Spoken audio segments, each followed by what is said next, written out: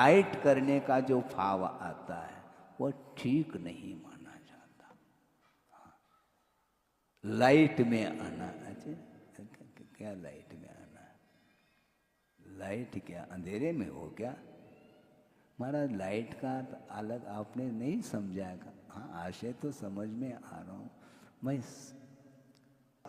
हट करके मेरा अस्तित्व देखने में आना चाहिए। ये हट करके क्यों?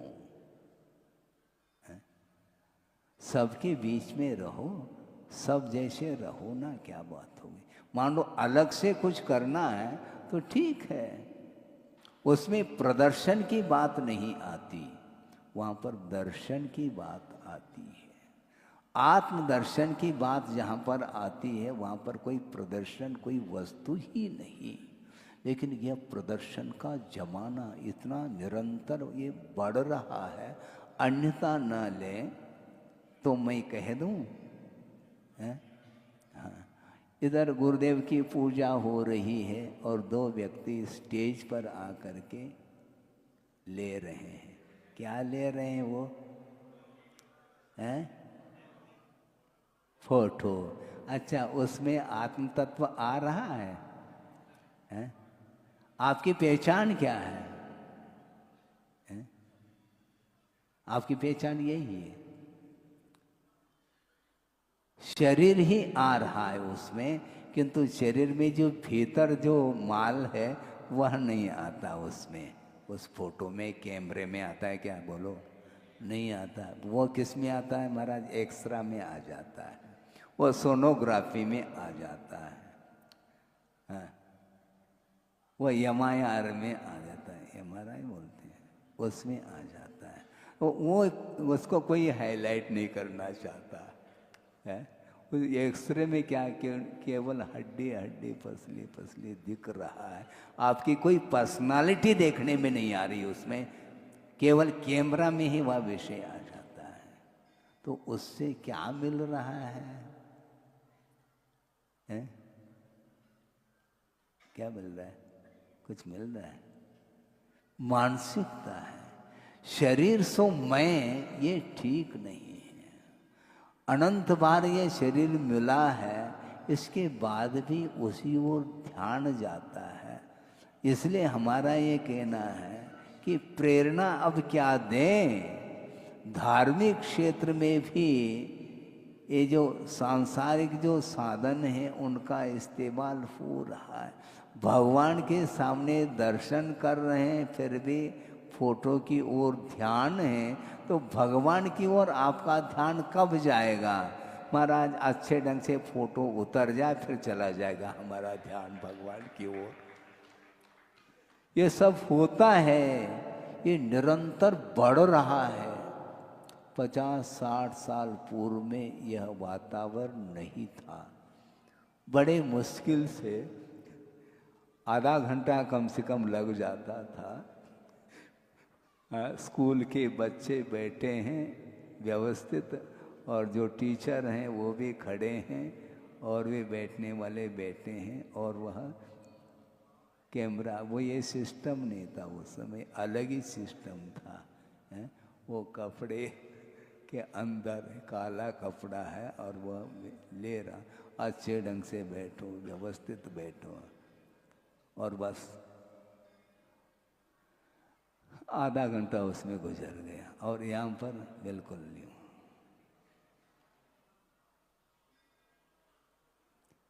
किसका दर्शन करना चाहो? शरीरातीत जो शुद्ध अवस्था है उसकी बात तो करो। प्रत्येक व्यक्ति के भीतर सिद्धत्व की शक्ति विद्यमान है, लेकिन उस ओर ध्यान जाता ही नहीं। छोटे बच्चे हो तो फिर भी ठीक है, किंतु आबाल वृद्ध उसी लाइन पर खड़ा है। बहुत कैसा लगता है, इसमें क्या वीतरागता झलक रही है। आप वीतरागता का दर्शन करने के लिए आए हैं, तो आपका वह आपकी मुद्रा वही वीतराग मुद्रा है क्या? फिर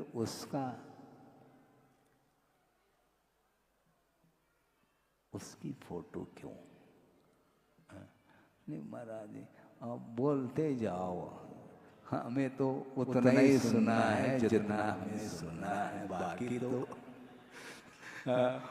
इसीलिए कहते हैं आचार्य महाराज प्रेरणा कोई वस्तु नहीं, ये ध्यान रखो, क्योंकि भीतर से ही वह प्रेरित होता चला जाता है। समझने के लिए सभा बेटी है, सभा के लिए हम संबोधित कर रहे हैं देशना के रूप में आगम के आधार से, और देशना सुनने के उपरांत शायद एकाध व्यक्ति होगा जो व्रत नियम आदि लेकर के चला जाता, और बाकी जो व्रत नियम आदि जिसने लिया है मतलब उसी को फोकस बनाया क्या मैंने, ऐसा तो है नहीं। प्रत्येक व्यक्ति के लिए बिना किसी पक्षपात के देशना दी जा रही है, तत्व का स्वरूप बताया जा रहा है। इसके उपरांत भी एक ही व्यक्ति वह आगे आता है, फिर बाकी सारे चले जाते हैं। इसलिए मैं प्रेरक कहाँ रहा, कोई प्रेरणा नहीं है। सांसारिक क्षेत्र में प्रेरणा नहीं दी जा रही, फिर भी वह स्वयं ही प्रेरित होता हुआ इस प्रकार के कार्य कर रहा है। वस्तुतः क्षमता अनंत की है, इसके उपरांत भी उसकी अभिव्यक्ति हो जाए तब की बात है। पाषाणेषु यथा एवं दुग्ध मध्ये यथा घृतम, तिल मध्ये यथा तैलम, देह मध्ये तथा शिव कहा। शिव अर्थात परमात्म तत्व है, वह शरीर में शक्ति के रूप में विद्यमान है। जिस प्रकार पाषाण में स्वर्ण शक्ति के रूप में है, और उसको व्यक्त हो जाए तब की बात है। पाषाण खंड कोई पहनता, कोई पहनना पसंद करता है? कुंडल वगैरह कहानी टूट जाए। पाषाण में स्वर्ण तो है ना, पहन लो, फिर गले में लटका लो पाषाण खंड को, आनंद नहीं आता, क्योंकि उसमें स्वर्ण तो विद्यमान है किंतु शक्ति के रूप में विद्यमान है। उसको उद्घाटित करने की आवश्यकता। दुग्ध मध्ये यथा घृतम कहा, दूध आप पीते हैं, हम पूछना चाहते हैं उस दूध में घी है? तो घी खाने की कोई आवश्यकता नहीं, फिर 2-4 गिलास अच्छा दूध मिश्री मिला करके पी लो। घृत का स्वाद आना चाहिए, यदि दूध में घृत है तो स्वाद आ रहा है क्या? फिर घृत कहाँ से मिलेगा? महाराज उसी दूध में घृत विद्यमान है शक्ति के रूप में। उसकी अभिव्यक्ति के लिए हमें विधिवत पुरुषार्थ करना होगा। उस दूध को तपाया जाता है, फिर बाद में उसमें क्या मिलाते हैं? जामुन डालते हैं। फिर बाद में 4-6 घंटे 8 घंटे में सुबह क्या जम जाता है? दही नहीं, दूध जमता है। दही थोड़ी जमता है, ये तो समस्या है, लेकिन व्यवहार में ये चल रहा है। दही जमाया, किसने जमाया? बहुत अच्छा जमाया है, जमाने ही पलट गया। दही नहीं जमता, दूध जम जाता है जामन के माध्यम से, लेकिन व्यवहार में जनपद सत्य में आ जाता है। इसको सत्य के रूप में स्वीकार करते हैं। और दही जम गया, फिर बाद में उसका मंथन होता है। मथाने के द्वारा उस दही का मंथन करते हैं तो उस दही में से नवनीत निकल आता है। और बीच बीच में देखते रहते हैं कि नवनीत आ रहा है क्या नहीं, क्योंकि अनुपात से मंथन करेंगे तो नवनीत आएगा। यदि मान लो ज्यादा देर तक मंथन करेंगे तो ज्यादा नवनीत आएगा, ऐसी धारणा नहीं बनाना। वह नवनीत उसी में वह विलीन हो जाएगा। तो नवनीत दही के मंथन से प्राप्त हो जाता है। इसके उपरांत भी उस नवनीत में जलांश है। आप आरती उतारते हैं घी की क्या नवनीत की? क्यों? नवनीत में घी नहीं है क्या? घी तो है महाराज, उसमें जलांश है। जब तक अग्नि संस्कार, तब तक वह नवनीत में जो जलांश है वह समाप्त होगा। वही नवनीत घृत के रूप में परिवर्तित होता है। फिर बाद में वह उसमें से सुगंधी भी आती है। और यदि घृत है, सुगंधी भी आ रही और आरती में उसका उपयोग करते हैं तो वह प्रकाश भी प्रदान कर देता है। किंतु नवनीत की आरती उतार नहीं सकोगे, उसमें प्रकाश संभव नहीं। और गुरुदेव ने यहाँ तक कहा था यदि वह घृत तरल है तो उसमें अपने मुख का भी दर्शन हो सकता है, किंतु दूध में अपने मुख का दर्शन संभव नहीं है। इसी प्रकार इस शरीर को ही देखते रहोगे तो वह घृत जो है ना वो दिखाई नहीं देगा, ये ध्यान रखो। घृत की जो सुगंधी है वह फूट नहीं सकेगी। इसलिए दुग्ध मध्य यथा घृतम तिल मध्य यथा तैलम कहा। तिल है उसमें तेल है। उसी प्रकार देह मध्य तथा शिव, इस शरीर का दर्शन करते हो उसमें शिव का दर्शन होना चाहिए। शिव की ओर दृष्टि नहीं, परमात्म तत्व की ओर दृष्टि नहीं, और निरंतर और शरीर से ही प्रभावित होता चला जाता है। ये इसका रूपवान शरीर है। क्या और रूपी शरीर भी होता है क्या? नहीं होता। फिर भी उसमें भी महाराज कंपैरिजन, तुलनात्मक दृष्टि से अब देखो, सोचो विचार करो। कन्या की शादी हुई, रूपवती कन्या। अच्छा, अरूपवती भी होती है क्या कन्या? है? नहीं महाराज, आपको अभी भी समझ में नहीं आ रहा है क्या? रूपवती का अर्थ विशिष्ट रूप होना चाहिए। तो इसको बोलते हैं राग की मात्रा और चरम सीमा तक पहुंच रही है, और शरीर की ओर हमेशा ध्यान देता है, और वह रूप का अवलोकन करता है। भगवान का दर्शन बाद में करता है। सुबह उठते ही नहा धो करके वह काय में देखता है ना, आईने में देखता है। आईना का क्या मायना महाराज? आईने में तो अपना मुख देखने में आता है। तो अपने आप के मुख का दर्शन करते हो, फिर बाद में जनबिंब का दर्शन करने के लिए चले जाते हो। ये तो संसार की है महाराज। सब कुछ आप पूरा का पूरा ओपन कर रहे हैं, हम ओपन नहीं कर रहे हैं। ध्यान रखो, मैं ओपन करूं या ना करूं, केवल ज्ञान रूपी दर्पण में तो सब आ रहा है, स्क्रीन पे आ रहा है वो सारा सारा दृश्य।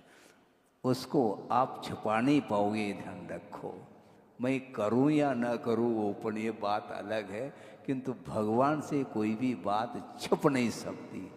सब कुछ सकल प्रत्यक्ष हो रहा है। किसके अंदर कौन कौन से विचार आ रहे हैं, किसके अंदर विपरीतता है, किसके अंदर धार्मिक परिणाम है, क्या ये सारा विषय उनके ज्ञान में आ रहा है। इसलिए हम ज़्यादा नहीं कहना चाहते हैं, क्योंकि सब कुछ स्पष्ट है। उसका और व्याख्यान करने में क्या सार है, क्योंकि वैसे ही संसार में कोई सार नहीं है, तो उसका ज़्यादा विस्तार करने से कौन सा सार दिखाई दे रहा है? हमें विस्तार करना है तो आत्म तत्व का विस्तार करना चाहिए। आत्मा के पास अनंत शक्ति होती हुई भी कर्म के अधीन उसका जीवन चल रहा है, इसलिए कदम कदम पर वस्तु के प्रति उसका आकर्षण बढ़ता ही चला जा रहा है। इसलिए धार्मिक क्रियाएं करते समय भी उसका परिणाम उज्जवल नहीं हो पा रहा है। महाराज हमें ऐसा कोई भी दे दो, मत पुनः मंत्र दे दो, कह कौन सा मंत्र दे? वो सारे सारे मंत्र फीके पड़ रहे हैं, क्योंकि क्रियाओं को जो हम कर रहे हैं उसमें किस हद तक, कहाँ तक हमारी धार्मिक क्रियाएं आत्माश्रित हैं। शरीराश्रित क्रियाओं का मैं निषेध नहीं करना चाहता, किंतु आत्मा के परिणाम भी उज्जवल होना चाहिए। इसलिए गुरुदेव का बाना है कि भीग करके धार्मिक क्रियाओं को करना चाहिए। सुन रहे हैं कि नहीं आप? हमारा बारिश हो जाए तो हम भीग लेंगे, शरीर को नहीं भिगोना है, किंतु अपना मन भीगना चाहिए। भीग करके प्रभु की आराधना करो, भीग करके प्रभु की वंदना करो, भीग करके पूजन अभिषेक आदि करो। धीरे धीरे भीगना प्रारंभ करो। हमारा चातुर्मास के लिए तो निवेदन करते हैं, तो भीगते है ही नहीं। भीगना हमारा आज से हम भीगना प्रारंभ कर लेंगे, किंतु आपको करना है कहाँ? संगम। यही तो समस्या है, धर्म का संगम है, क्षेत्र विशेष का क्या है इसमें, लेकिन उसके प्रति लगाव रहता है। जननी जन्म भूमिश्च स्वर्गात अपि गरीयसी, हैं? ऐसे ही बोलते हैं कुछ। स्वर्ग से भी वह श्रेष्ठ मानता है जननी अर्थात माँ को और जन्मभूमि को। जबलपुर को नहीं, कॉलोनी। कॉलोनी क्यों काट रहे आप?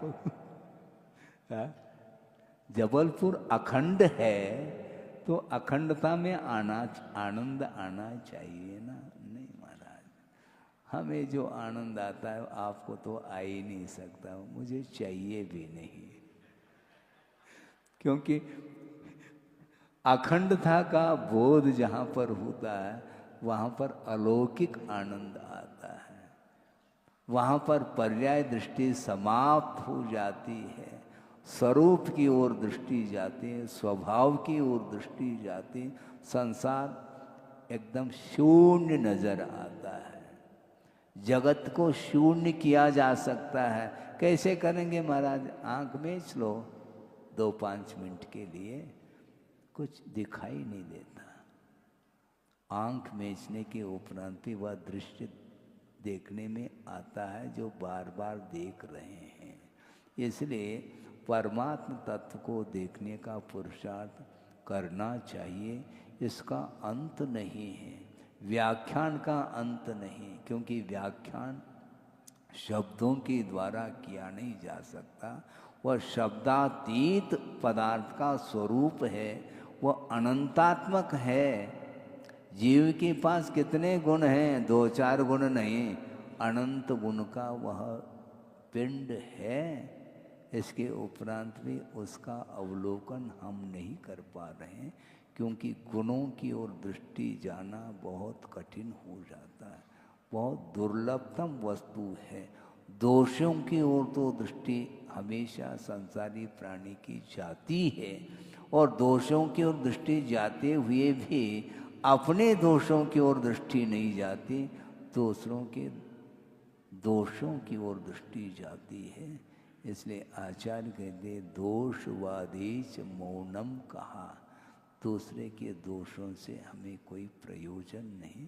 अपने भीतर अज्ञान दशा में जो दोष पल रहे हैं उन दोषों को निष्कासित करने के लिए प्रभु की आराधना हमें करनी है। बिना प्रभु का सहारा लिए, आलम्बन लिए अपने दोष समाप्त नहीं हो सकते हैं। इसलिए आप 5 मिनट भगवान की आराधना कर लो अथवा 1 घंटा कर लो, हाँ, लेकिन भीतर से होना चाहिए, भीग करके करो, ये कहा जा रहा है। इसलिए देह मध्य तथा शिव कहा, ये शरीर में वह परमात्म तत्व शक्ति के रूप में विद्यमान है, उसको उद्घाटित करने के लिए ही ये सारी सारी प्रक्रिया है। इसलिए गुरुदेव ने कहा मैं ईश्वर को तो स्वीकार करता हूँ, किंतु ईश्वर कर्तृत्व कोई वस्तु नहीं है, क्योंकि भगवान किसी के कर्ता धर्ता स्वामी नहीं हो सकते, क्योंकि प्रत्येक जीव के पास प्रभुत्व शक्ति विद्यमान है और प्रभु की आराधना करता करता ही स्वयं प्रभु बन सकता है। प्रभु बनने के लिए सारा सारा उपक्रम है। इसलिए अनंतकालीन जो राग की जो धारा है, उस धारा को समाप्त करने के लिए आपको शांति धारा है, जो मोह की धारा बिल्कुल निरंतर चल रही है, उसको समाप्त करने के लिए निरंतर शांति धारा करते रहो, फिर अपने आप शांति मिलेगी। अहिंसा परमो धर्म की जय।